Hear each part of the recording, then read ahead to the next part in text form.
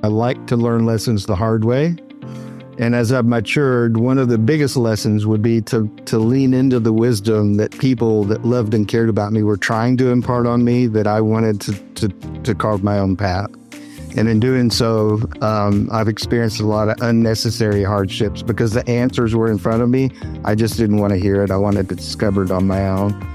And I think the second thing is that we live in a culture where I think our priorities are generally skewed. So much of how we're raised and what we're challenged with is building the best version of our life for ourselves. And I think the reality is at 60 years old now, I can look back and say the richest parts of my life are the areas where I've helped other people. And that's a lesson that unfortunately came to me way late in life, and I hope to make up for it with whatever time God gives me left on this earth. But those are the two things that stand out. Welcome to the Going Big podcast. I'm your host, Kevin Gentry, and this is the place where we celebrate bold moves and big ideas. Each week, I sit down with inspiring leaders, entrepreneurs, and change makers who are making a significant impact in their careers and in their communities.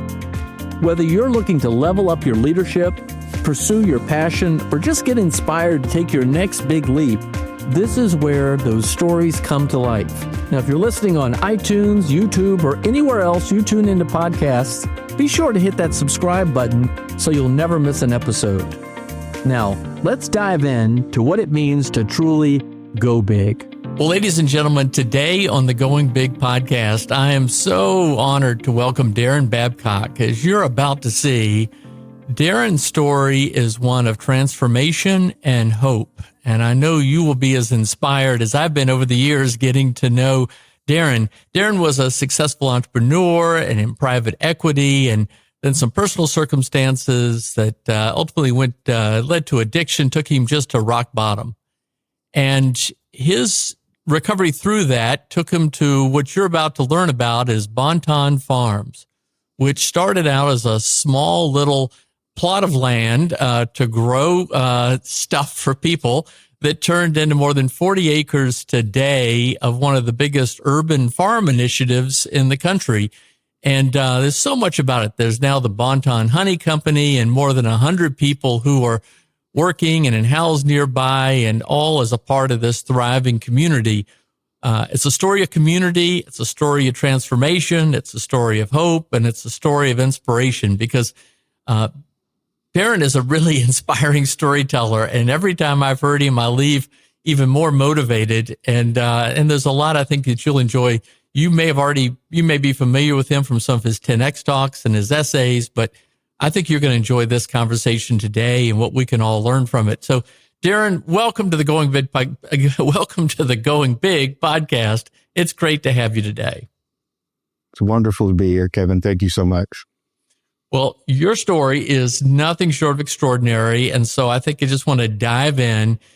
You've said that before there was a Bonton Farms, you were in pursuit of just true friendship and a way of establishing a sense of community in a place that maybe others might not have otherwise moved to.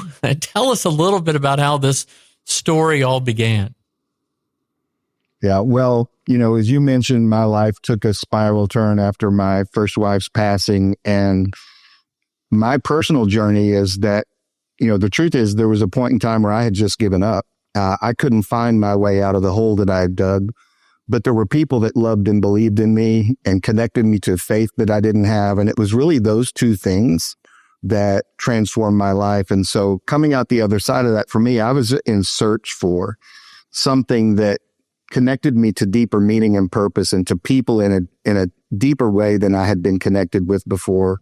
And years went by and I'd searched and searched and searched and never really found my home. And one day, a friend of mine that was involved in prison ministry, we sat down to have a coffee on a Saturday morning. And as soon as we sat down, he's like, "I'm so sorry, I've got to go." That's like, why did you invite me here if you've got to go? And he's like, "Well, I was hoping I could convince you to come with me." I was like, "Well, where are you going?" And he said, "Well, a friend of mine in prison got released and he's from this neighborhood in South Dallas, Texas called Bonton. And I've started going to meet him there and other people are starting to show up and I'd really love for you to come and join me." So that's how I got introduced, and the rest is history. I met the most beautiful, resilient, capable, ambitious people I'd ever met in my life, but they were communicating these barriers that they were facing that were holding them back. And I think it was twofold. One, I was embarrassed that I knew so little about people that were my neighbors that lived in my own city. And I just didn't understand the reality at all, totally ignorant to it. And secondly, was just compelled by the beauty of the people and the dreams and aspirations that they were pursuing, and trying to better understand from them the barriers that they were facing that were limiting them. So that's how the journey began. I started volunteering down there, going there every Saturday morning to meet with those men. And before long, it had become the highlight of my week, which begs the question, what was I getting out of it, right? Like, why is this the highlight of my week? And truth be told, I think in reflection, we were going down, or I'll speak for myself, I was going down because it made me feel a little bit better about myself. But the reality is we were not making any demonstrable impact on the men and women that had invited us there into relationship. And so I really didn't know what to do about that, but I found it difficult to have real, authentic relationships from a distance. And so I lived in Frisco, Texas at the time, which was about an hour commute away from Bonton. We started the conversation about what would it look like if I moved into the community where I could just be a friend, a true friend. And so after some conversations back and forth, where the first time they told me that was a really bad idea, you won't ever make it, you won't make it a week here, we eventually settled that if I came down and followed some rules that they gave me, that they would agree to look after me. And thus began my journey of living and being a part of the community in Bonton.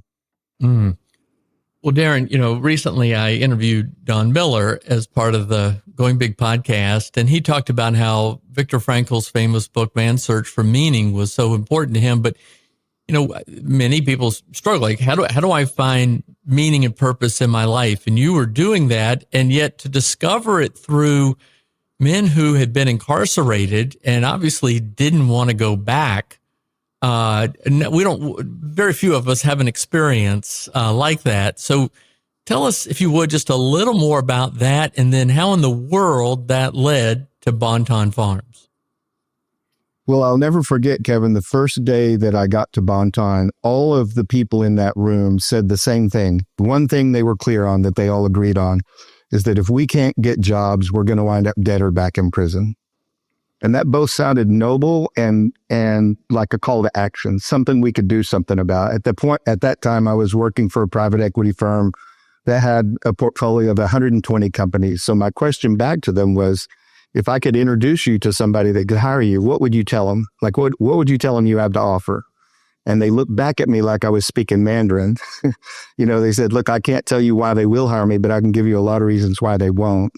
And so we agreed that we were going to start working together in the community to clean up our own neighborhood. And we were going to measure ourselves at the end of every workday on things that companies value that take no education or experience to do. These are things we can choose to do, like having a good attitude, like showing up on time, like being a good teammate and making the people around you better, being responsible and dependable.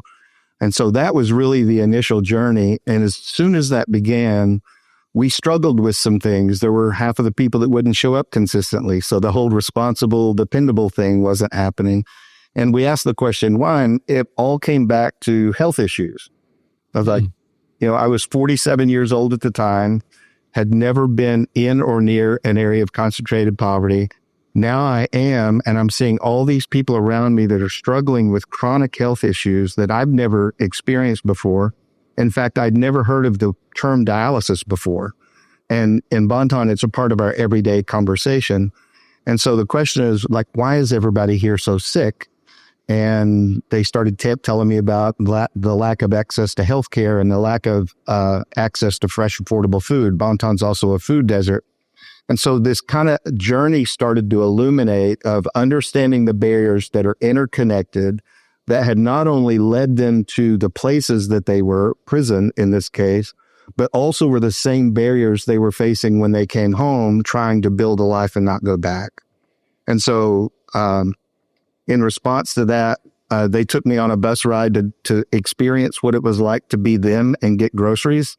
And I came back from that blown away and committed that that is a barrier that in the richest country in the history of the world, it is unacceptable. It should be unacceptable to all of us that we have over 10,000 food deserts in the United States today. In 1970, we had none. Today, we have over 10,000. We invest over $500 billion a year in food security efforts, and yet the problem continues to spiral out of control. So clearly, we need to do something different. And with Daron, lack of a better plan, we planted a garden. For a minute? You use some terms and things, and I just want to make sure everybody is able to understand this, because a lot of this is new to me. I actually first want to just make sure I fully understand.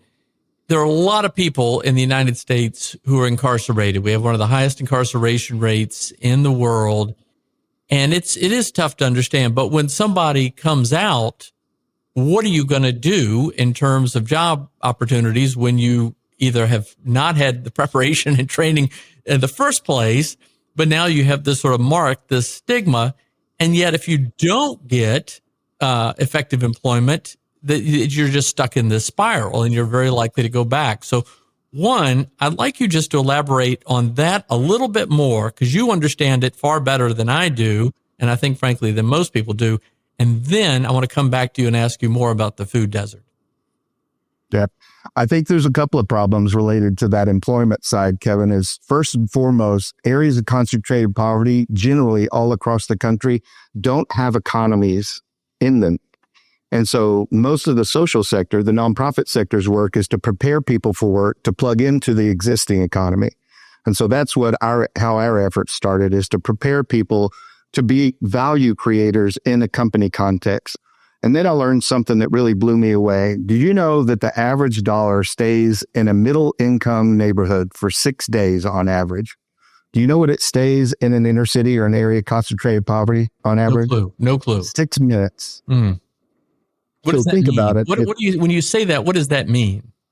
It means that the way I think about it is that if all we're doing is helping prepare people for work in an existing economy that exists somewhere else, I earn my paycheck in that other place and I come home and there's no goods or services to spend it on. So I go back to the place where the economy is already healthy and I spend my money back up there. So the flywheel of wealth generation never begins to spin.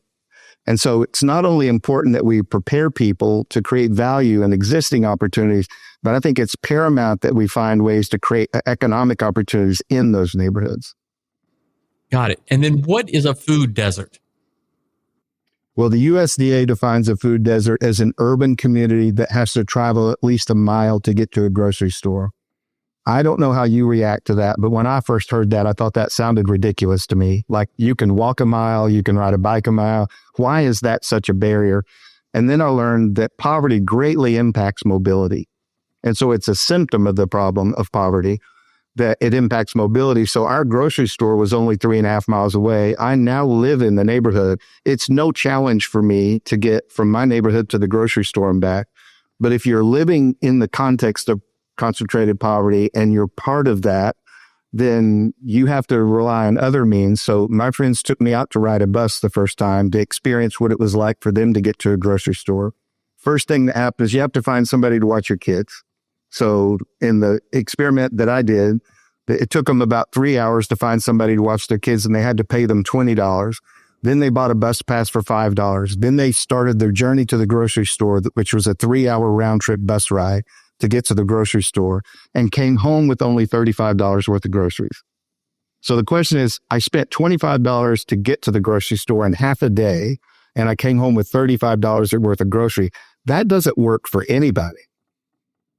So the food desert issue not only leads to, hunger and food insecurity, but it leads to this chronic illness that we see happening. If the only food we have access to is highly processed foods, that leads to chronic illness, and chronically ill people aren't healthy enough to be responsible and dependable to get to work.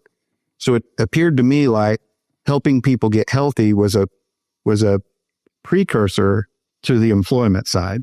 So we tackled both of those simultaneously. All right. So let's talk about the health piece. And, that's certainly a lot more in discussion today, more broadly, but it's been an issue for all of our lives. It's a constant thing. I mean, you remember when you and I were kids, it was the 4 food groups and all this kind of stuff. And there's a lot more discussion today about processed foods and things. And so help us understand exactly when there's a food desert, if you don't have access to a lot of healthy options, what happens? Maybe it's obvious, but elaborate a little bit more on that. And then what was the light bulb that went off for you that said, we can have an urban farm, we can have Bonton Farms? Yeah. So first off, the only food that we really have access to that doesn't require that really heavy lift of spending a half a day and $50 to get to the store, and only buying $30 worth of groceries. Most people won't do that. So day to day, they go into the liquor stores or the beer and wine stores. That's our version of a convenience store. And they buy the food that's available there, which is only highly processed foods. And if you do that long enough, it leads to really negative health outcomes. For example, in Bonton, we suffer from more than double the rate of cancer, more than double the rate of heart disease, more than double the rate of stroke, more than double the rate of diabetes, and more than double the rate of childhood obesity than the county we're in. And men will live 12 years less than the average lifespan of an average man in the county that we're in. So those negative health outcomes have to be resolved if we're ever going to see flourishing communities. All right. So how did it come about? So you understood the problem. How in the world did you come up with this as the solution? Well, I don't know that the farm is a solution, but it was the step that we could take, right? So what are we empowered to do something about? That's the first question. What can we do about this? And at the time, we weren't even an organization yet. There was no Bonton Farms. The garden is actually the thing. We took a vacant lot next to my house, and we planted a garden on it. And I told my friends we were going to commandeer it. And they never asked any questions about that. We just took over this lot next door to my house because my garden hose would reach there and my water was on.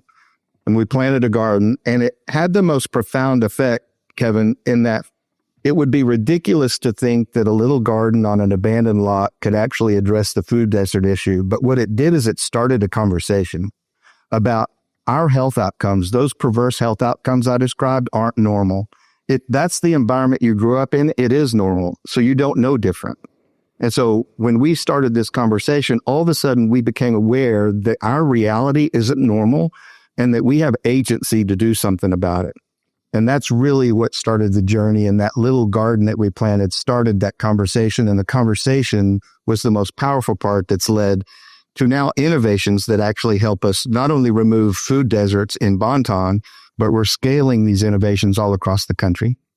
All right. Well, clearly I want to talk about the application of this more broadly, but just to fully understand more of your story. So you chose to move to and live in this area of South Dallas, and then you came up with this idea of growing stuff and this idea of Bonton Farms. Tell us about sort of the resistance and skepticism you also faced, and just a little bit more of the journey and how it took hold.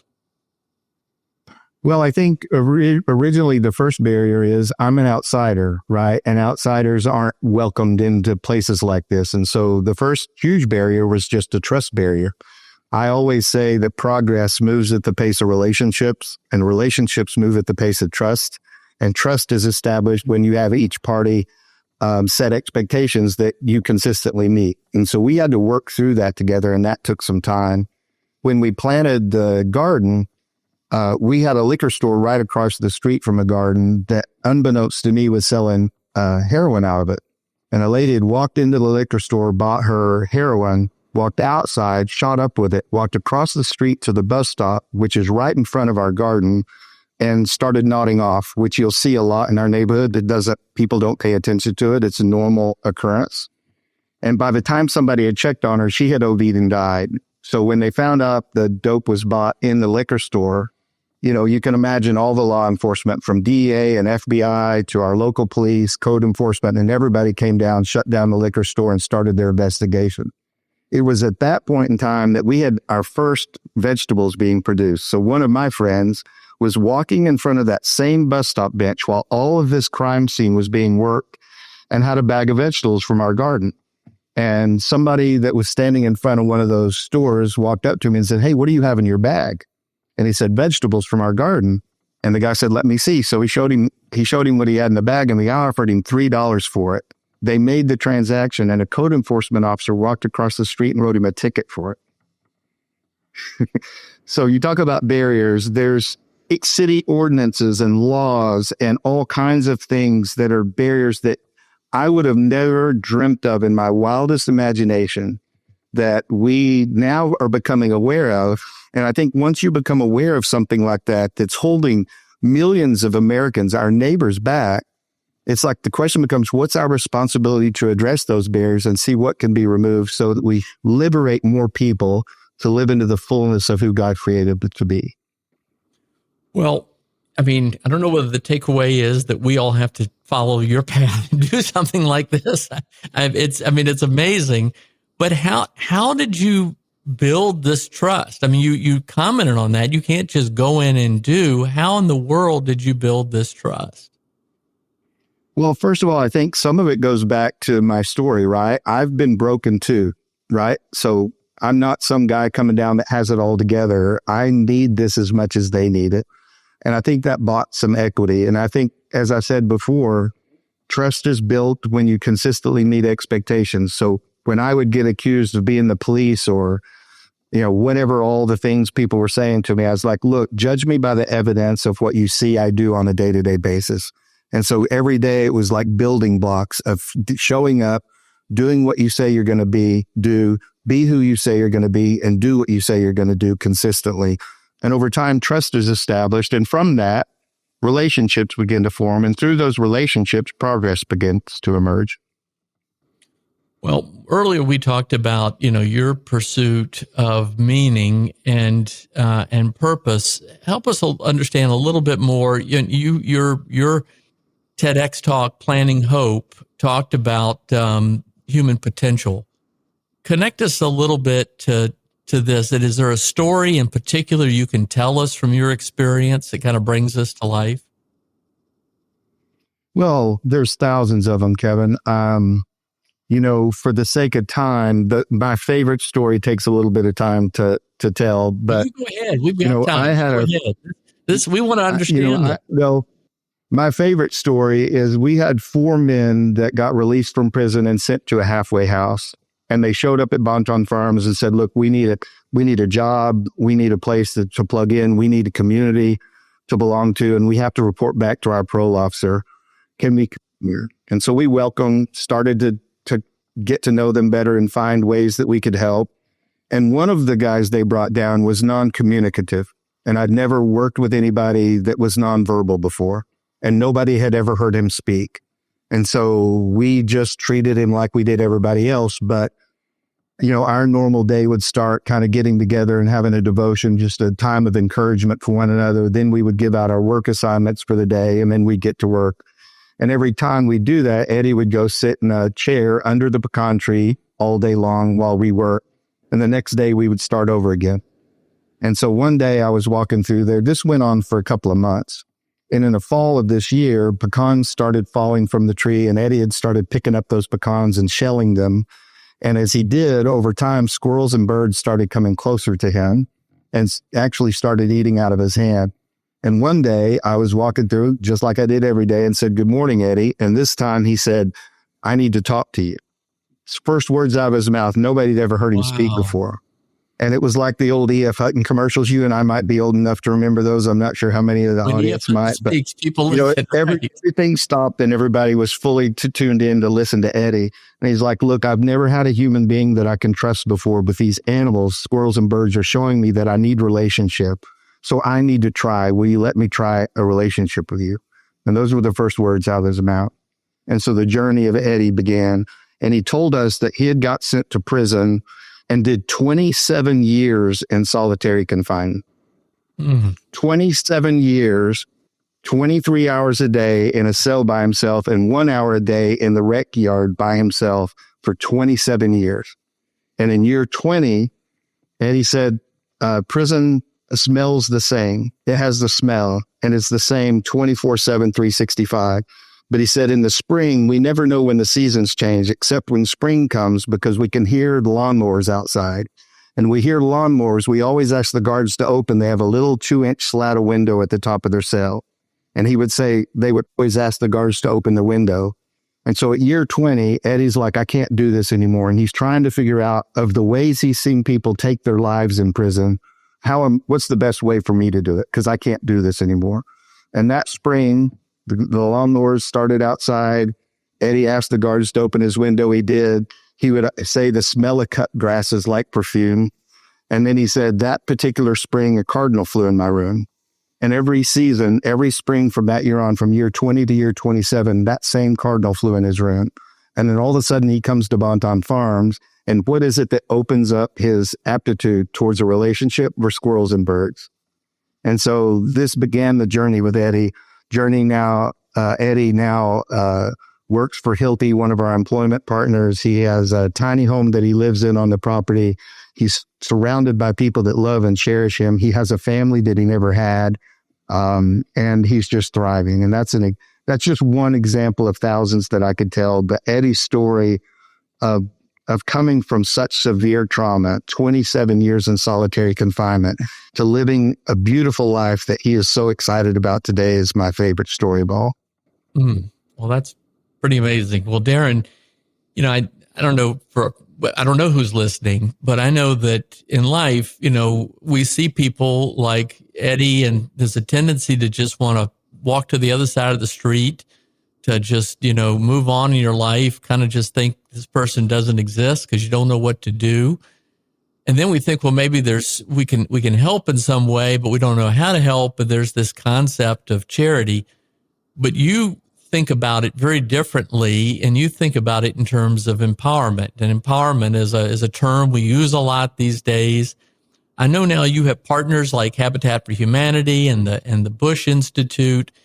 How do you see your efforts differently? It's not a charity; it's an effort to empower people to live the kind of lives of meaning that you were pursuing, right? And I don't want to put words in your mouth, but tell us about how you think about this. Well, I believe all people have dignity and purpose and are unique and have a fingerprint that nobody else has to leave an imprint that nobody else can. And so charity, in my opinion, should be relegated to only times of crisis when there's no alternative. And if it doesn't meet that standard, you should never do something for somebody that they're capable of doing for themselves. And I think that's a really simple definition of what empowerment is so when you empowering think of charity, people to do for themselves, like disaster if there's a horrible natural disaster or a horrific illness or something like that, and someone is helpless, that's a charitable act. But the alternative, whenever you can, is empowerment. Is that what you're saying? Yes. I mean, there's times where we've had people come down that are literally hungry, and the response to that should be, can we get them a meal?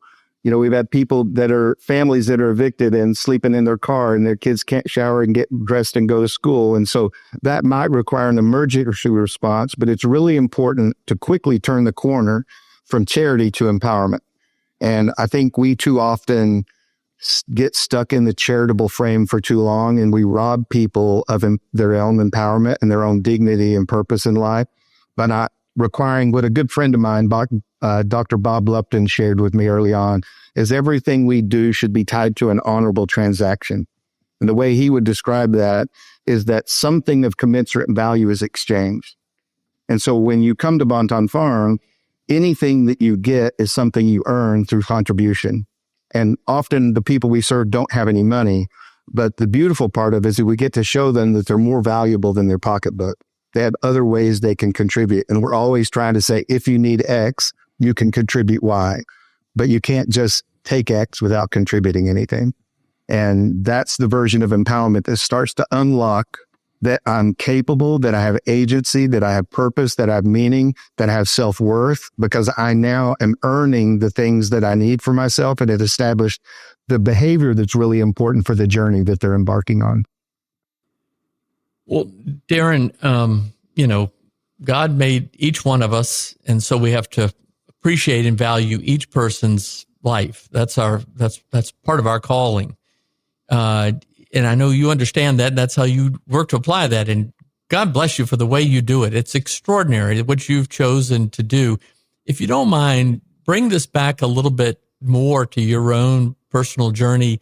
when you were in some of those darkest valleys, how did all of this shape your thinking to where you are today? And again, God bless you for how you've now devoted your life to trying not only to do what you've done in Bonton Farms, but to take it all over the country. I came out of my dark period because people that loved me didn't give up on me when I'd given up. And so I didn't do this alone. I would not have made it. I'm convinced of that. But people cared about me and connected me to get the help that I needed to overcome the struggle that I was coming to. And in the midst of that, connected me to a faith. And so it's my faith coupled with relationships that really carried that through. And the way that changed me is my relationships prior to that were what I would call transactional. There were relationships that I had that were mutually beneficial. Like, I'm in this relationship because you offer me this and I offer you that. I was looking for those unconditional relationships. Like, I wanted to have deep relationships in the way the people that loved and cared about me sacrificed so much personally to see that they walked alongside me until I came through the dark spot that I was in. And that sounds kind of commonplace, and maybe it's just me, but that was something that I didn't have enough of and I didn't know how to do.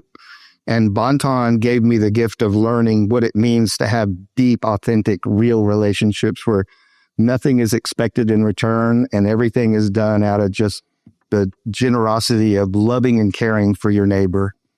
And that's a gift that nobody and nothing can ever take away. Well, again, as I say, when I first met you and I've heard you since, you always leave me very inspired. The story is inspiring. You often challenge us all to think individually, how can each of us make a difference? So for folks listening to the Going Big podcast right now, and they're trying to understand what you've done and figure out how in their own lives they can do this, what would you urge us to think about? Well, the good news is that I don't think it requires, for most people, I feel like that this was something that God invited me into. That's my personal belief about this. And I don't think that's required for everybody, right? I think it starts with, what gifts do you have? I know a lot of people that are deeply relational, and that's their gift of being good friends. I know other people that are brilliant innovators, and we need innovation to solve problems. What is it that you're gifted at? And then what are you passionate at? And marrying your giftedness with your passion and finding a way to help society through the giftedness and passion is the best way for you to plug in and get started. And where that leads you from there, only God knows. But I think that's the best way to get started. I find all too often people they have a desire to plug in and contribute in ways that are bigger and beyond just themselves. And they do so without thinking through their passion and their gifts first. And they wind up doing things that become transactional and aren't life-giving back to them. And so they're temporary. And I find that your involvement becomes more permanent when you align your passions and your gifts. All right, Daron, this has been great today. I always like to end with two questions. And so I'm going to do those two. The first of which is, now where you are, looking back on an earlier version of yourself, maybe 21 years old, now all that you've done in your life, all that you've gone through, what would you tell that younger version of yourself to do any differently as a result of what you've seen in your life? Well, Kevin, I am unfortunately have always been a bit rebellious, and so I like to learn lessons the hard way. And as I've matured, one of the biggest lessons would be to lean into the wisdom that people that loved and cared about me were trying to impart on me, that I wanted to carve my own path. And in doing so, I've experienced a lot of unnecessary hardships because the answers were in front of me. I just didn't want to hear it. I wanted to discover it on my own. And I think the second thing is that we live in a culture where I think our priorities are generally skewed. So much of how we're raised and what we're challenged with is building the best version of our life for ourselves. And I think the reality is, at 60 years old now, I can look back and say the richest parts of my life are the areas where I've helped other people. And that's a lesson that unfortunately came to me way late in life, and I hope to make up for it with whatever time God gives me left on this earth. But those are the two things that stand out. As there was wisdom there that I didn't take to heart, and the idea that I would have fought my own journey and not just followed the path that culturally I was told to get my education and go to college and get a job and accumulate as much stuff for yourself. But I would have loved to have had the maturity to look through the lens of contribution. What do I have to offer my community, my society, my family that's outside of myself and my benefit? Because I think that's where the true gifts and purpose and meaning come from in our lives at the end of the day. You know, Daron, it's amazing. After doing now about 50 or so of the episodes of this podcast, there are two themes that come out. And one is tapping the wisdom of others, mentors in some way. And the mentors don't necessarily even have to be older than you. They might even be younger than you, but tapping the wisdom of others. And then finding your calling, finding that gift in the way that you can contribute most effectively. Thank you. This is, I don't know why it's taken this podcast for me to understand this, but this is helping. But this is, thank you. Well, here's the last bit. So, you know, I asked you to come on to the Going Big podcast because the Going Big notion is those who make a big contribution in some way. And it may be in a massive, clear, public way. It may be measured in business, or it may be measured in some other form, but it is also measured in the way that it contributes to others living a more meaningful life. And again, I think it's amazing not only what you've been able to achieve there in your local community, but now that you're taking that to others. But for anybody listening all over the world, what's your final sort of advice that you would give to anyone listening about what they might take away from this conversation today? I just think the biggest thing to me is learning that giving of yourself is to help others not only makes your life richer, but it makes your community and your city and your state and your country richer too. I know that sounds probably very general and maybe too simplistic, but you know, I'll never forget when I first got to Bonton, I was committed to trying to pour my life out on the sake of my neighbors that so desperately needed a mentor and an ally and a friend and opportunities to break down barriers that they were facing. And what I learned is that they kept pouring more into me than I was able to pour out. And so what I think we often think about as a sacrifice isn't a sacrifice at all. It's actually a gift, and it will pay dividends beyond your wildest expectations. I always joke and say I don't make much money anymore, but I feel like I'm the richest man in Dallas because I've given up the things that you can lose that are temporary, and I've gained things that nobody and nothing can ever take away. Wow. Daron, thank you. I mean, thank you for sharing your experiences and your insights today and this wisdom. A lot of this is newly found wisdom from these recent experiences you've had. Thank you. Thank you for what you're doing and for being an inspiration to all of us. Thanks for joining us today. Thank you, Kevin. Appreciate it. Thanks for tuning in to the Going Big podcast. I hope today's conversation left you feeling energized and ready to tackle your biggest goals. Don't forget to subscribe and leave us a review on iTunes, YouTube, or wherever you listen to podcasts. It really helps spread the word, and it gets these inspiring stories out to more people. You can also find more content, resources, and updates at our website, goingbigpodcast.com. Remember, the only limits are the ones you don't challenge, the limits that you impose on yourself. Keep pushing, keep growing, and above all, keep going big. See you next time on the Going Big podcast.